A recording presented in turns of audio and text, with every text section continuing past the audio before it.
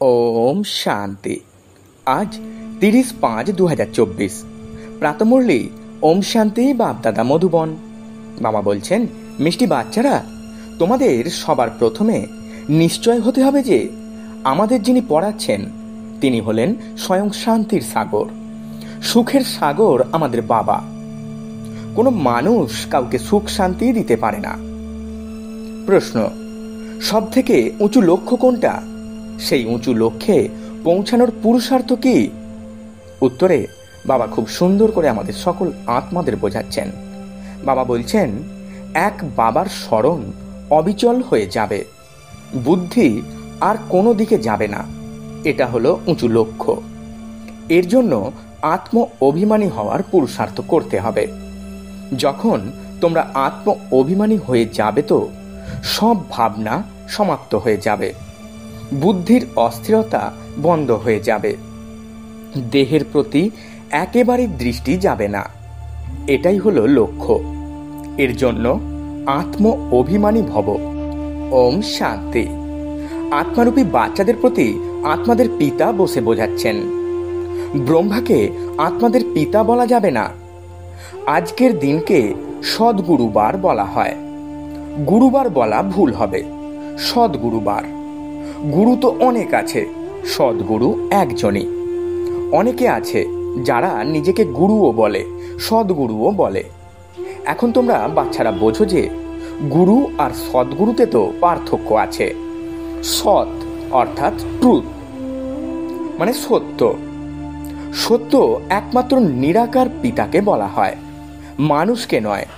সত্যিকারের জ্ঞান তো একবারই জ্ঞান সাগর বাবা এসে দেন। মানুষ মানুষকে সত্যিকারের জ্ঞান দিতে পারে না। এক নিরাকার পিতাই সত্য। এনার নাম তো ব্রহ্মা। ইনি কাউকে জ্ঞান দিতে পারেন না। ব্রহ্মার মধ্যে কোনো জ্ঞানই ছিল না। এখনো বলবো, এনার মধ্যে সমস্ত জ্ঞান তো নেই। সম্পূর্ণ জ্ঞান তো জ্ঞান সাগর পরমপিতা পরমাত্মার মধ্যে আছে। এখন এই রকম কোনো মানুষ নেই যে নিজেকে সদ্গুরু বলতে পারে।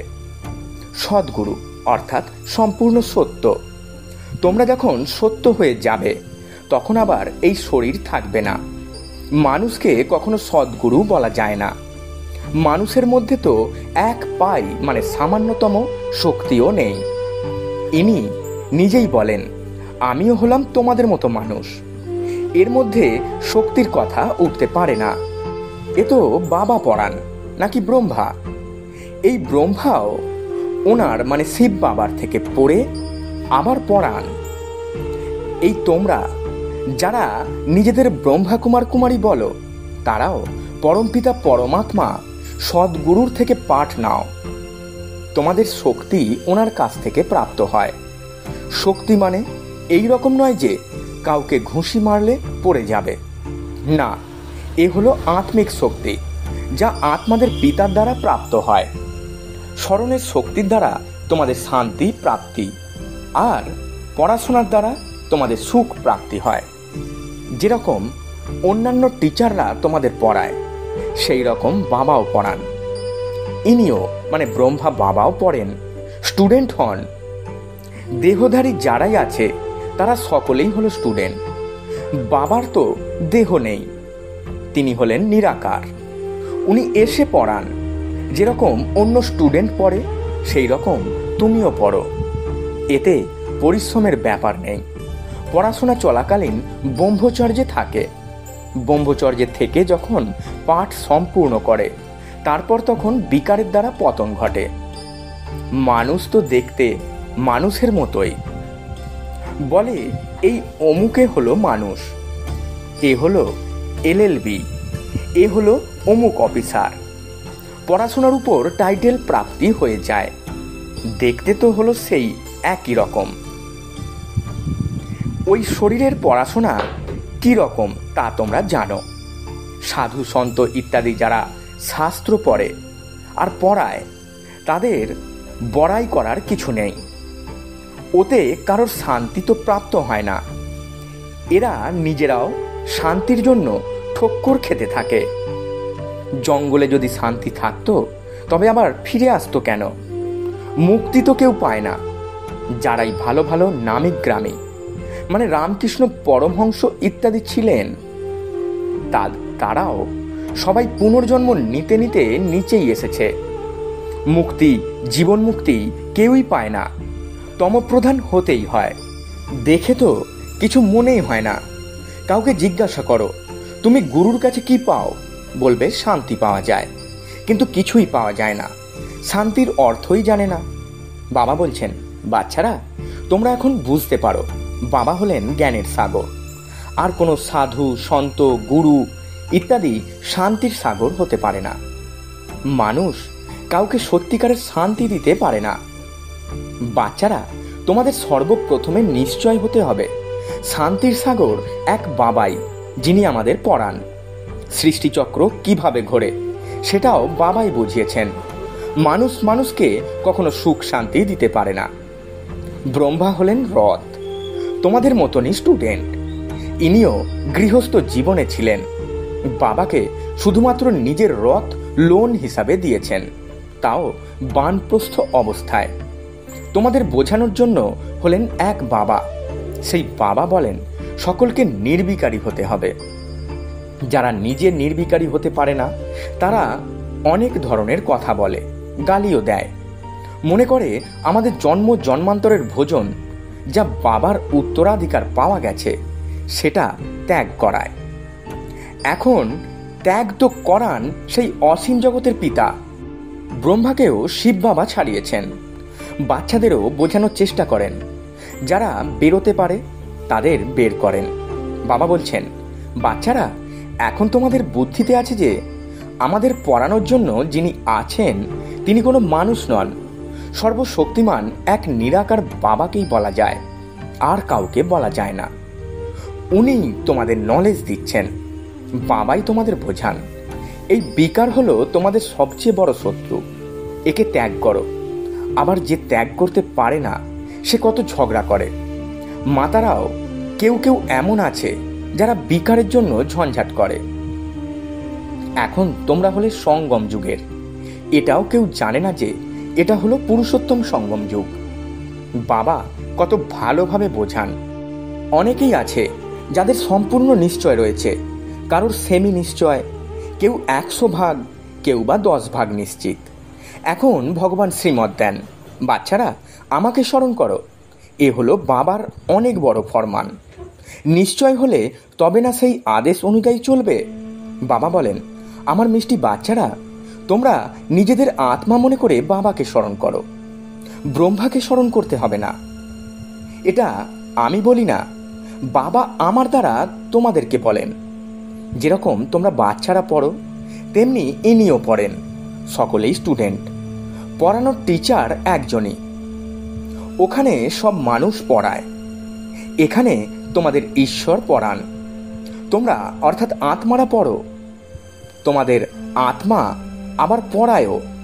এর জন্য খুব আত্ম অভিমানী হতে হবে। ব্যারিস্টার, ইঞ্জিনিয়ার আত্মাই হয়। আত্মার এখন দেহ অভিমান এসে গেছে। আত্ম অভিমানীর বদলে দেহ অভিমানী হয়ে পড়েছে। যখন আত্ম অভিমানী হবে তখন বিকারী বলা যাবে না। তাদের কখনো বিকারী মনোভাবও আসতে পারে না। দেহ অভিমান থেকেই বিকারী মনোভাব আসে, আবার বিকারের দৃষ্টি দ্বারাই দেখে। দেবতাদের কখনই বিকারী দৃষ্টি হতে পারে না। জ্ঞানের দ্বারা আবার দৃষ্টির পরিবর্তন হয়। সত্যযুগে তো আর এই রকম বাবাকে ভালোবাসবে না, ডান্স করবে না। সেখানেও পারস্পরিক ভালোবাসা থাকবে, কিন্তু তাতে বিকারের দুর্গন্ধ থাকবে না। জন্ম জন্মান্তর বিকারে থাকায় সেই নেশা থেকে মুক্ত হতে খুবই সমস্যা হয়। বাবা নির্বিকারী করে তুললে তো কোনো কন্যা একদম মজবুত হয়ে যায়। ব্যাস, আমাকে তো নির্বিকারী হতে হবে। আমি একলা ছিলাম, একলা যেতে হবে।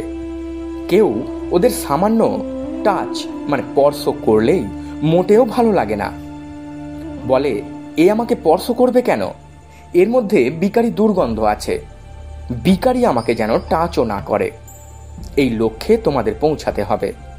দেহের দিকে দৃষ্টি যেন একদমই না থাকে। সেই কর্মাতীত অবস্থা এখন তৈরি করতে হবে।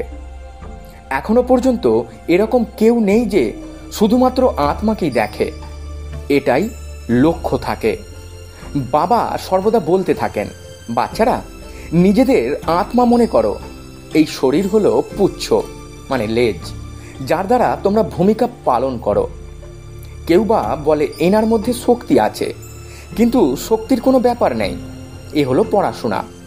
যেমন আর সকলে পড়ে, ইনিও তেমন পড়েন। পিওরিটির জন্য কত মাথা ঠুকতে হয়, কত পরিশ্রম হয়। সেই জন্য বাবা বলেন, একে অপরকে আত্মা দেখো। সত্যযুগেও তোমরা আত্ম অভিমানী থাকো। সেখানে তো রাবণ রাজ্য নেই, বিকারের কথাই নেই। এখানে রাবণ রাজ্যে সবাই হলো বিকারী। সেই জন্য বাবা এসে নির্বিকারী করে তোলেন, না হলে শাস্তি পেতে হবে। আত্মা পবিত্র না হয়ে উপরে যেতে পারে না, হিসাব নিকাশ মিটিয়ে দিতে হয়। তবুও পদ কম হয়ে যায়। এই রাজধানী স্থাপন হচ্ছে।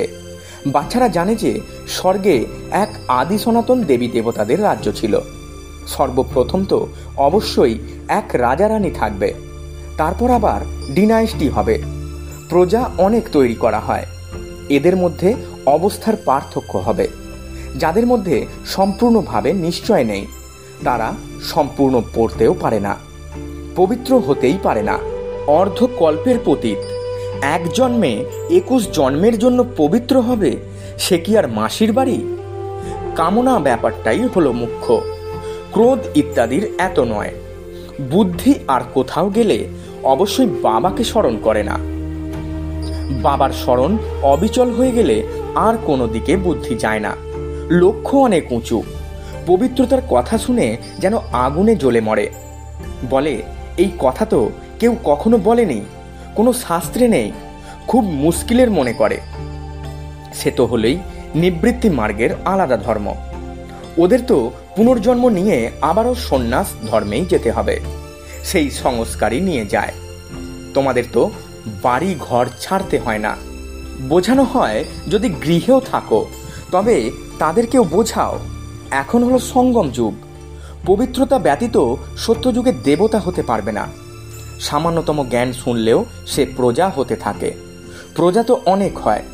সত্যযুগে উপদেষ্টা মানে উজির থাকে না, কারণ বাবা সম্পূর্ণ জ্ঞানী তৈরি করে দেন। উপদেষ্টা ইত্যাদির দরকার অজ্ঞানী লোকেদের। এই সময় দেখো একজন অপরজনকে কিভাবে মারে, শত্রুতার স্বভাবগত করা। তোমরা মনে করো আমরা এই পুরানো শরীর ছেড়ে গিয়ে দ্বিতীয় শরীর নেই, কোনো বড় কথা কি হলো? তারা দুঃখের সাথে মরে, তোমরা সুখের সাথে বাবার স্মরণে যাও। আমি অর্থাৎ এই বাবাকে যত স্মরণ করবে আর সব কিছু ভুলে যাবে, কিছুই স্মরণে থাকবে না। কিন্তু এই অবস্থা তখনই হবে যখন দৃঢ় নিশ্চয় থাকবে।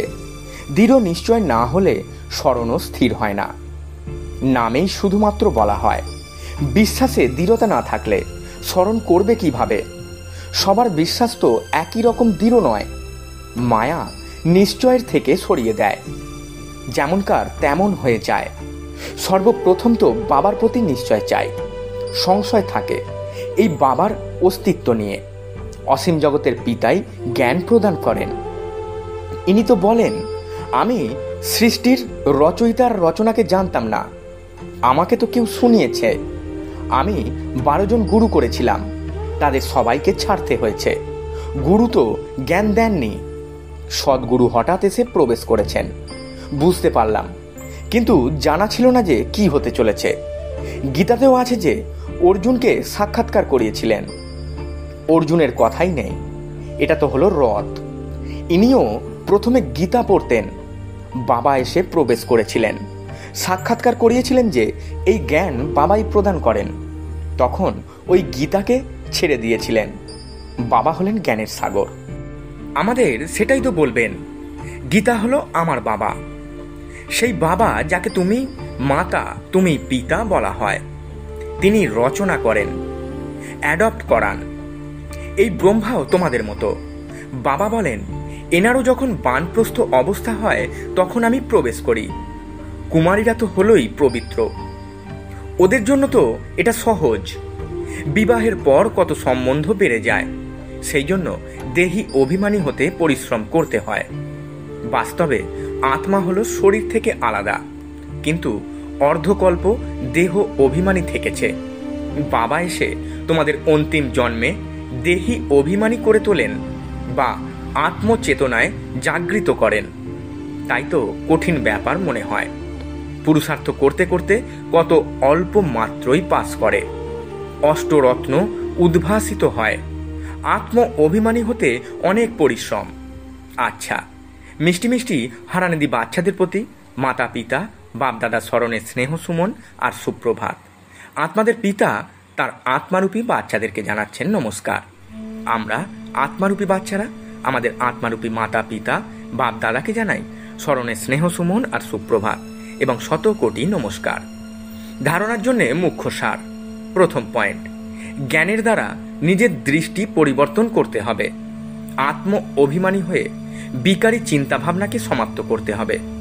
কোনো রকম বিকারের দুর্গন্ধ যেন না থাকে, দেহের প্রতি যেন একদমই দৃষ্টি না যায়। দ্বিতীয় পয়েন্ট, অসীম জগতের বাবাই আমাদের পড়ান। এই রকম দৃঢ় নিশ্চয় থাকলে তবে স্মরণ দৃঢ় হবে। খেয়ালও রাখতে হবে মায়া যেন দৃঢ় নিশ্চয় সামান্যতম নড়াতে না পারে। বরদান, সেবা ভাবের দ্বারা সেবা করে নিজের উন্নতি করা এবং অন্যদের উন্নতি করানো নির্বিঘ্ন সেবাধারী ভব। ব্যাখ্যায় বাবা বলছেন, সেবা ভাব সফলতা এনে দেয়। সেবাতে যদি অহম ভাব এসে যায় তাহলে সেটাকে সেবা ভাব বলা হবে না। যে কোনো সেবাতে যদি অহম ভাব মিক্স থাকে তাহলে পরিশ্রমও বেশি, সময়ও বেশি লাগে আর নিজে সন্তুষ্টও হয় না। সেবা ভাবের দ্বারা সেবা করা বাচ্চারা নিজেও উন্নতি করে আর অন্যদেরকেও উন্নতি করায়। তারা সর্বদা উন্নতি করার অনুভব করে। তাদের উৎসাহ উদ্দীপনা নিজেকেও নির্বিঘ্ন বানায় আর অন্যদেরকেও কল্যাণ করে। স্লোগান, জ্ঞানীতু আত্মা হলো সে যে অতি সূক্ষ্ম আর আকর্ষণ করতে থাকা সুতোগুলির থেকেও মুক্ত। ওম শান্তি। নমস্কার।